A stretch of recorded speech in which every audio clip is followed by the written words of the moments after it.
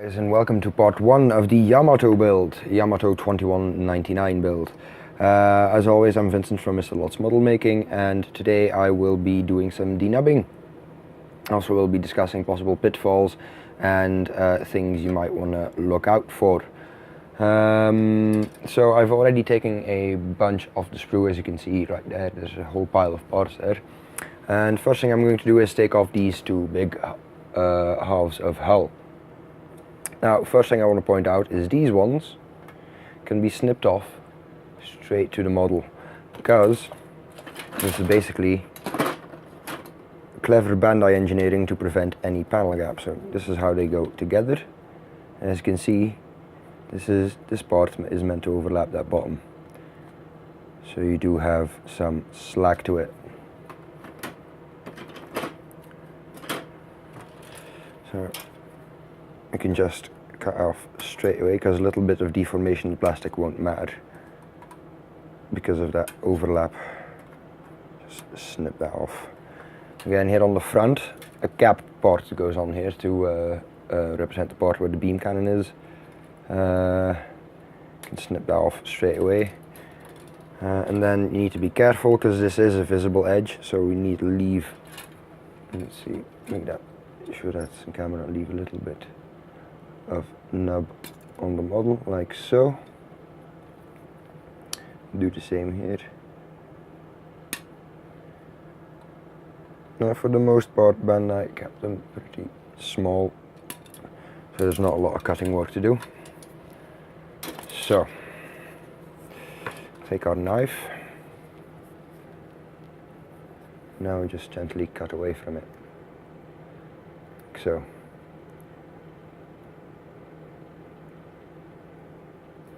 Leaving us with more or less even surface that we can just sand down smooth. And there's one here.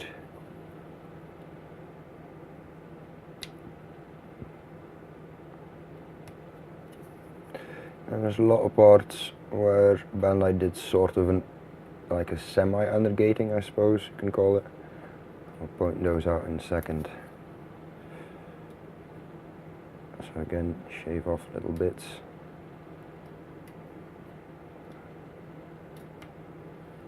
Nub. Put on the extra light. It's a bit dark in here. There you go. That's better. Just shave away at that. Nearly gone.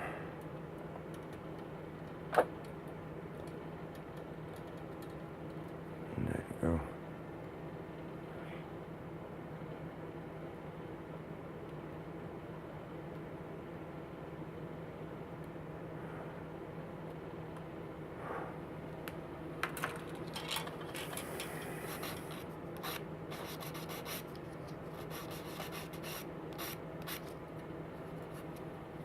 And then you go over it with a rough grit, circular motions, like so.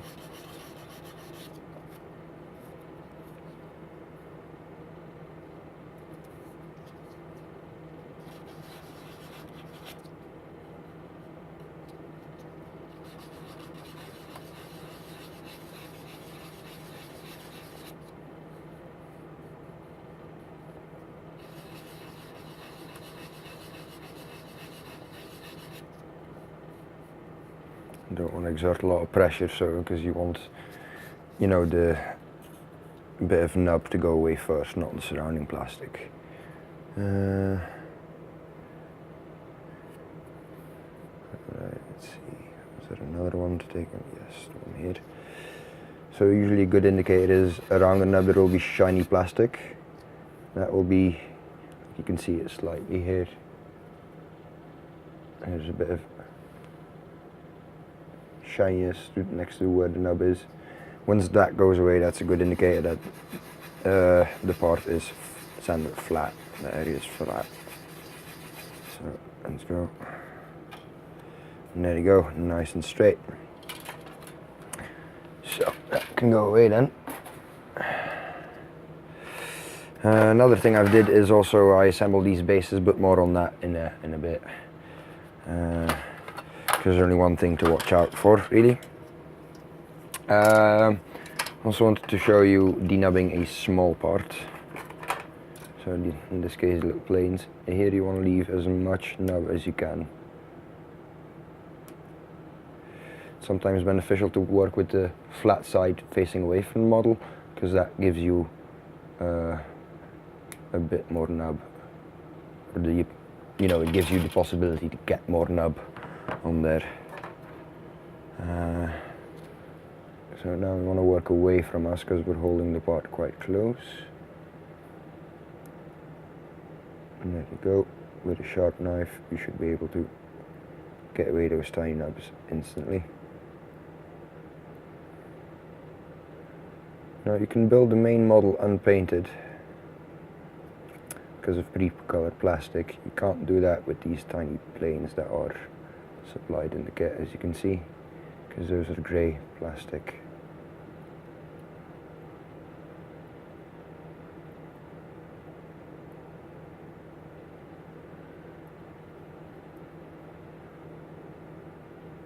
And there we go. Now what I want to do is take a thinny stick. Any brand will do, but these are UMP, Ultimate Molding Products ones.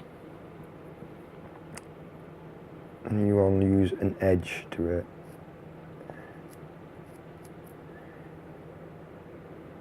And usually if you do it careful with the knife, there's not a lot to sand away, so you just want to do a quick rub along there.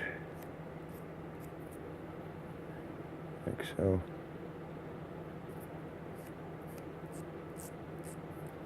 This is a fairly rough grit, so I will do a pass with this one as well, the softer UMP sander, big one.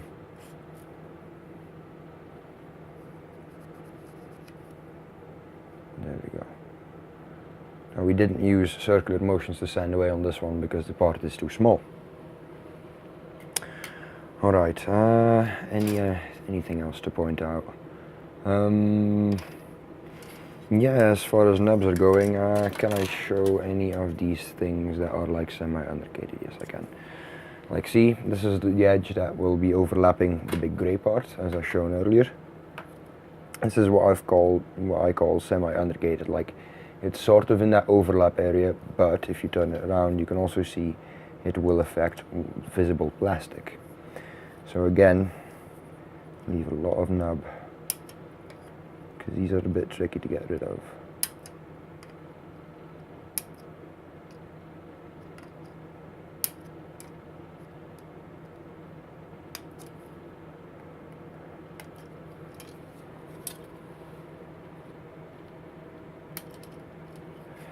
There you go. So the way I want to get rid of these is basically cut away at the plastic like so first, until it's smooth to the part you want to preserve. And basically cut away. You will also always have a bit of decoloration on those parts. It cannot be helped because of the way they're gated.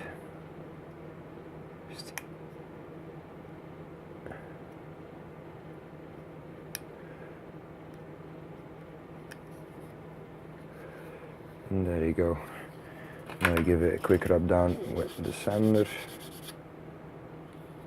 And there you go, it's gone. So I'll be doing the rest of these off camera then. Any remarks on this build? This is probably going to be a short video, as you can see. Next one will be a bit longer, because then we'll start doing major sub-assemblies and discussing a bit of the drilling work you need to do to make LEDs fit. Main thing I can tell you, every bulkhead except this one, which has the little pattern, I've already pre-drilled holes, so you can have cabling run through the front and get an LED in where the beam cannon is. I know it's not called a beam cannon in the series, but I can't remember at the moment. I'll try to figure it out, maybe put it on the bottom of this bit in a subtitle. But yeah, that's about it. As far as denubbing goes, it's fairly easy, it's fairly fun. I'm gonna put that to the side for now. The other part you need to be working on, except for the areas you denub. Hang that on my hanger of parts here. There we go. So it's these stands. So the little one that will be holding the rotating hangers that I've shown in the reveal of this build, which is over there. Yeah, that one won't be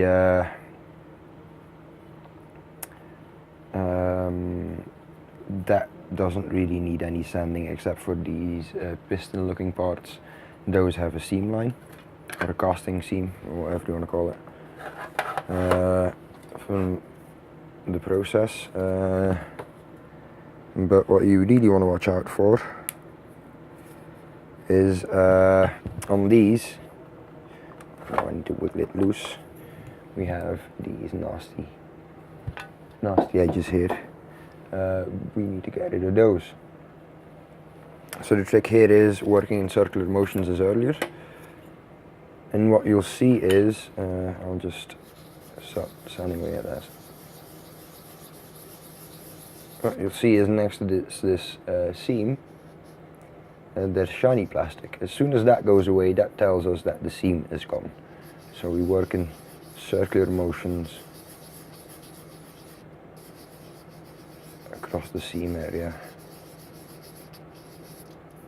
As you can see, it starts going away. This is a bit knackered one, so I'll take the wide edge of my thingy stick. As you can see, the shininess is starting to go away.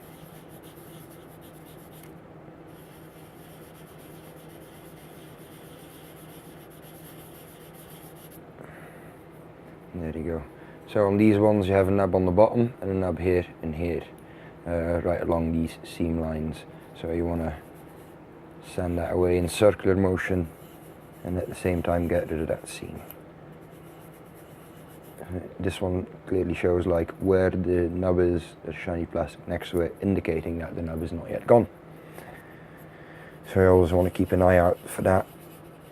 It's a clear visual indicator that you need to do some more sanding.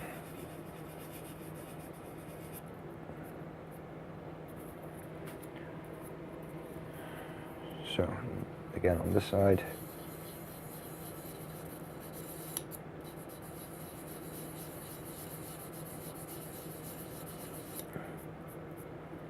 I'll get rid of the dust as well so you can actually see the shiny bits.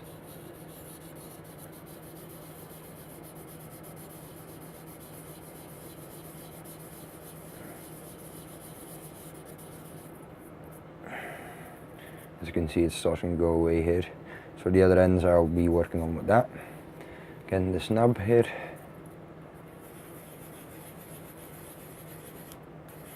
And there you go, just sanding away that.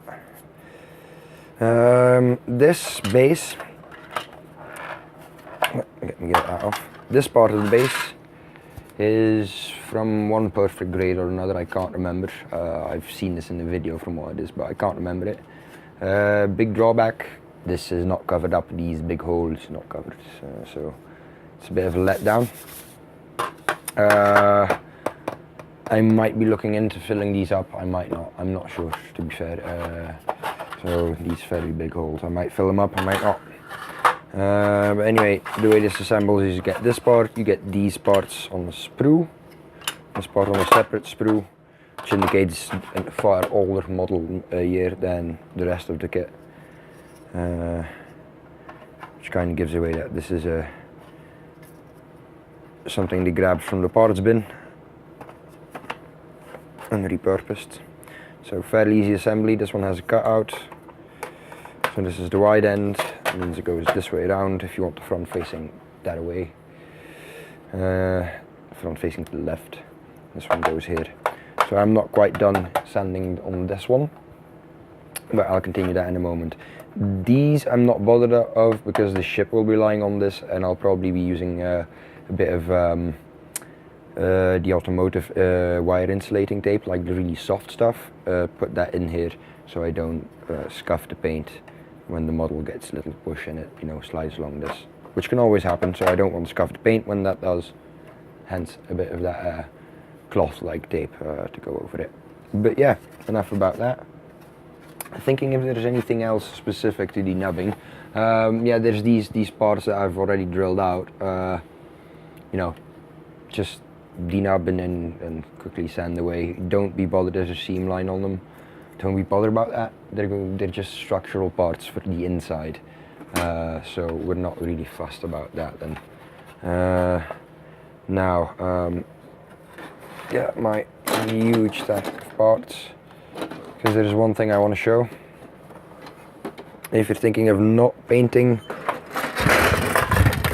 clumsy. If you're thinking of not painting the little hanger, if you got the hanger, this is a glue build. It says in the manual as well, like something you won't usually see on the, yeah, there you go. Quite glue. You can see that here. Something you don't usually see in Bandai kits, but this one you do. You will get away with dollops, but I don't think you really get away with not painting this, or at least parts of this, because you've got this piece of colored plastic, which, as you can see, even carefully denubbed, discolors in such a way that it will always be visible. So this definitely needs to be painted over. Most parts are in big sub-assemblies that are really color separated. On these you've got these little winglets that go on the ship. These are, wait, wrong half. These are two halves of the wing. As you can see, we'll need to paint these separate and then put together, and hopefully it doesn't leave a seam, because it will be very difficult, because it's a very fine edge. To tape that off will be difficult. But yeah, that's about the big pitfalls about this. In this one there's lots and lots of little planes, of course. I've already done one on the ship. Difference between these is, as you can see, there is pretty colored plastic on these, so you could get away with just doing little details on these and not get an entire base paint on them, like the grey ones that come with the ship have need for. So those would need paint, wouldn't need paint. The other ones would need, you know, no matter which way you put it, you will need a minimum of painting. But no worries, I'll be painting the entire ship, but you can always, you know, just take away what I'm hand brushing when I'm hand brushing one of the little ships, just as an example. I won't be showing them all, of course, because it's just a repeat of the same thing, but I will be showing you parts of it. And see, how long have we been going? It's a 17-minute video. I think for like an early first part we can get away with this. You get a few big sprues, which holds these parts and the deck and stuff like that. Fairly easy to denub. You get a whole bunch of small stuff that makes up the cannons and the small cannons and those non-colored fighters. Yeah, those are just like I shown with the fighter. They are a bit more fiddly. They need a bit more care to take off. But this will do for part one. It's going to be a short one, this one, because it's denubbing. I usually do a short intro on these in my videos, and I've shown the pitfalls. Anything else I need to mention? Oh yeah, handy tip is when you do plan on installing LEDs. This one I haven't done yet. This is the one I just took off the sprue. This one I have done. Make a hole here, because that sits right behind the clear plastic of the gun, of the beam cannon, or what you want to call it. So yeah, make a hole here, and you can put an LED behind it or in the hole to light up the cannon, which is what I'm planning to do. So yeah, that's basically the plan as well. Let's grab a... Actually, can use that box, can't we? There we go. Just use that box to stockpile some parts. All these big parts, there you go. Clanky, clanky, clanky, clanky, clanky, clanky, clanky. So the plan is light for the cannon, lights in the back for the main thruster. I've looked into the smaller thrusters, but smaller thrusters don't come with clear plastic, so I'm probably not gonna do that. You know, because if I drill a hole to put an LED in, and I misdrill, that basically ruins that entire part. There will be an LED too, because there's windows, observation windows on both sides of the ship in that area. LED in the middle there to have light. I'll be coating the entire inside of the ship in UMP black primer as a blocker. And then 1 to 3 lighted levels on the tower, which will contain 1 LED each, unless I decide that's too bright. But normally that should do just fine. We can always block it off with a bit of plastic or something like that. But yeah, that's the general idea. Nothing too fancy. All of 1, 2, 3, 4, maybe 6 LEDs in total. I will be adding one little touch, but I'll discuss that when we come to the LED episode. It's a small surprise, that one. Actually, no, didn't I mention this on the preview? I think I did. A little build reveal video. But yeah, the plan is on one of these antennae wings thingies to add a set of little red LEDs and have them blinking away. So I need to set up a circuit for that. But yeah, other than that, should be a breeze. I might do the LEDs on camera, I might not, because it's my first experience with LEDs and I don't want to promise anything for sure yet. But anyway, this will do for now. You saw some denubbing, you saw it's fairly straightforward with the kit. There's even some areas you can just cut straight to the plastic because of overlap to hide to hide seam lines as panel lines. So you can get away there with just cutting straight to the plastic. Other than that, leave a bit of nub, be careful on the smaller parts, leave a fair bit of nub, so you can just carefully shave away with the knife, not risking damaging any of the detail on those really small fires, because they are fairly small, being 1/500 scale, as you can see. But yeah, that's it for now.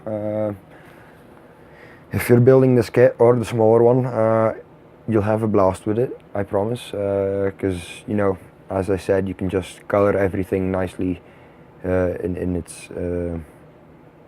the colors that are indicated on the plastic. Because of the way it assembles, you don't really need to assemble it first and then mask it off. You can really get away with just pre-painting major sub-assemblies and big parts before assembly. But more on that later when we, in the next part, when we discuss sub-assemblies and put them together. But for now, go build your kits, have fun doing it, and until next time, as always, I'm Mr. Loth, and I'll see you later. Bye.